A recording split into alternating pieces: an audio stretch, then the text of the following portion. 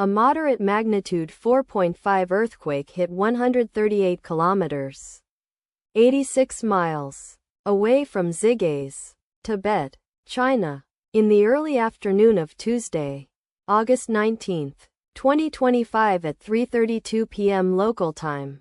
Asia, Shanghai GMT+8. The depth of the quake could not be determined, but is assumed to be shallow. The quake was not felt, or at least not reported so.